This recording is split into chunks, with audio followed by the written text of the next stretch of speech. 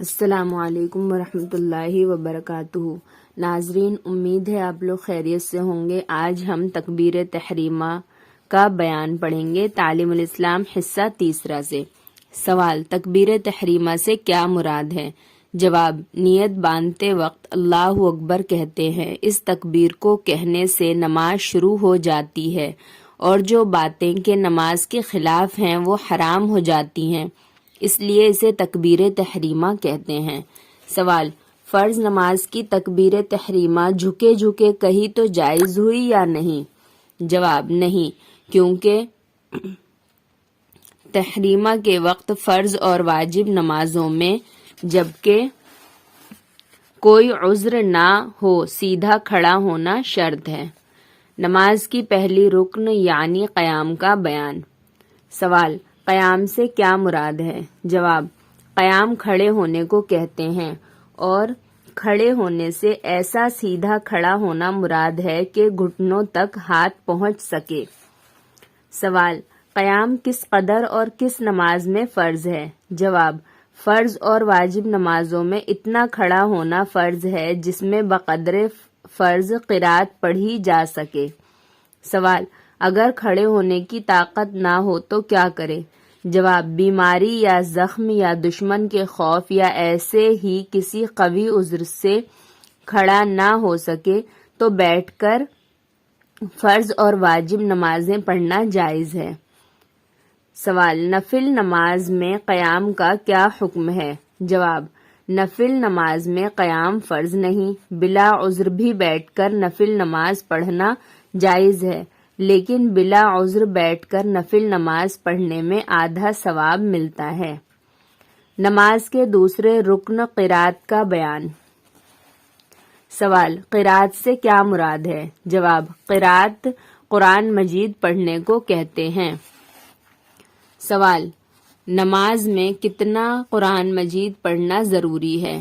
جواب: کم از کم ایک آیت پڑھنا فرض ہے اور سورہ فاتحہ پڑھنا واجب ہے، اور فرض کی پہلی 2 رکعتوں اور نماز وتر اور سنت اور نفل کی تمام رکعتوں میں سورہ فاتحہ کے بعد کوئی اور سورت یا بڑی 1 آیت یا چھوٹی 3 آیتیں پڑھنا بھی واجب ہے۔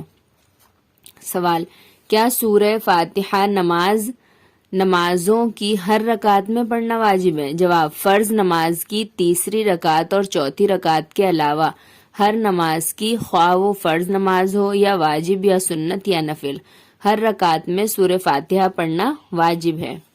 سوال: اگر کسی کو 1 آیت بھی یاد نہ ہو تو کیا کرے؟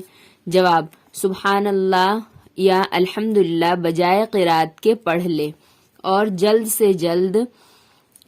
سے جلد اس پر قرآن مجید سیکھنا اور یاد کرنا فرض ہے۔ قرات فرض کی مقدار یاد کر لینا فرض ہے اور واجب کی مقدار واجب ہے، اور نہ سیکھنے میں سخت گنہگار ہوگا۔ سوال: قرآن مجید کس کس نماز میں زور سے پڑھنا چاہیے؟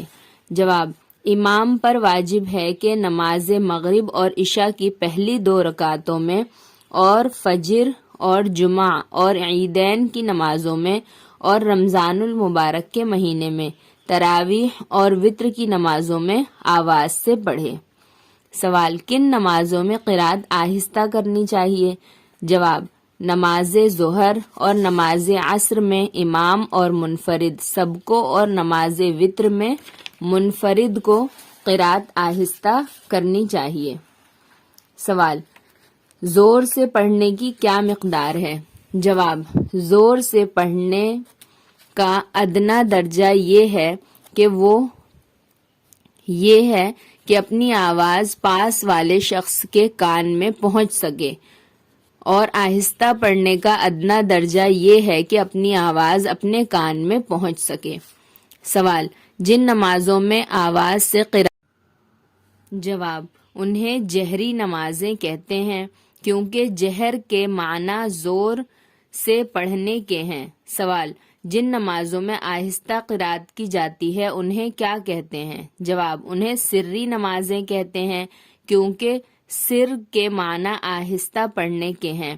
سوال، اگر کوئی شخص زبان سے الفاظ نہ کہے، صرف خیال میں پڑھ جائے تو جائز ہے یا نہیں؟ جواب، صرف خیال دوڑا لینے سے نماز نہ ہوگی بلکہ زبان سے پڑھنا ضروری ہے۔